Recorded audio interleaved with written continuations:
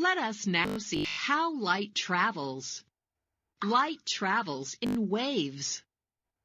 It's like when you throw a pebble in a pond, and the water makes little waves around it.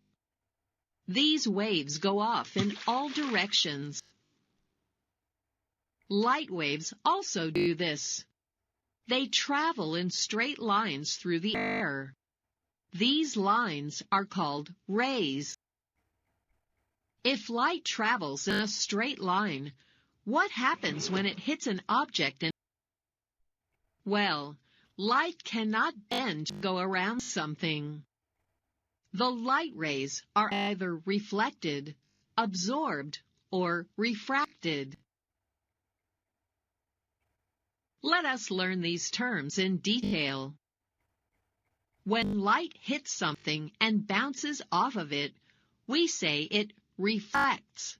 Reflected light is what helps us to see. We see objects only when light reflects off them. When it is dark and no light is reflecting, we cannot see anything. Some objects reflect light more than others. A shiny surface reflects a lot of light. A mirror is very shiny. That's why it reflects so much light, and we can see ourselves in it. Materials that are dull do not reflect a lot of light. They absorb, soak up, a lot of light rather than reflecting it. An old penny that has been passed around a lot has lost its luster, shininess. It is dull. In case of few materials, light does not reflect off them, but travels through them.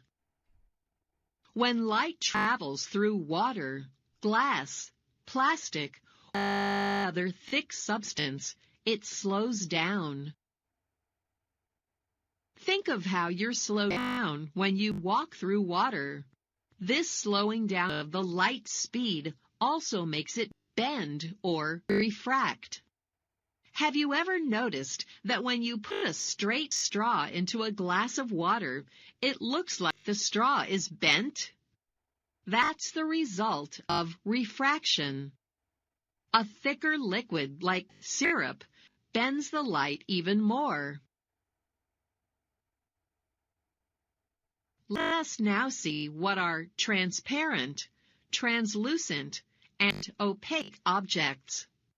We can observe objects to find out how much light passes through them.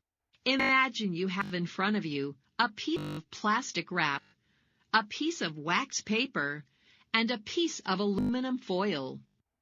If you held them up to the light to see how much light shone through them, what do you think you would find? The light would pass directly through the plastic wrap. Light passes easily through clear objects like glass and clear plastic. We call these objects transparent. The light would somewhat shine through the wax paper, but not completely. Few objects like stained glass windows and thinly colored plastic let some light through, but not all. They are translucent. What about the aluminum foil?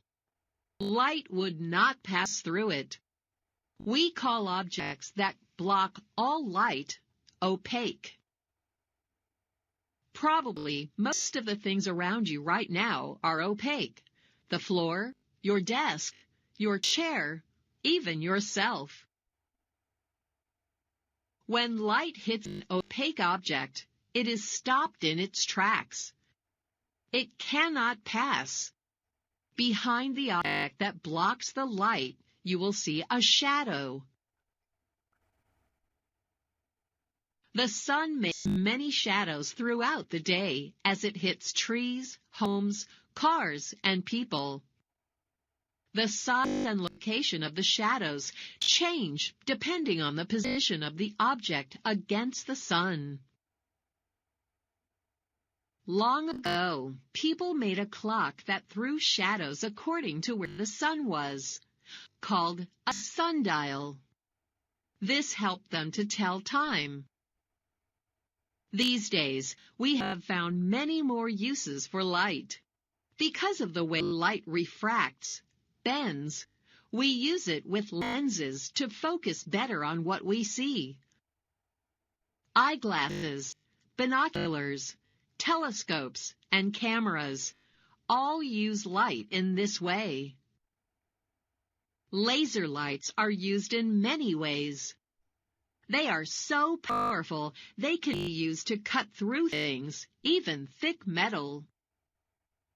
They can even be used by surgeons to do operations. Lasers are used to carry information. If you buy a candy bar at a store, the clerk passes it over a laser scanner, and it reads the code on the package and tells her how much it costs.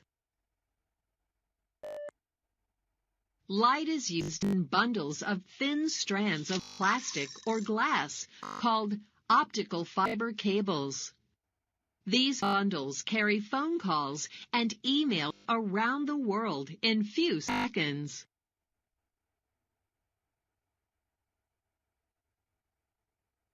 Now let's summarize what we've learned.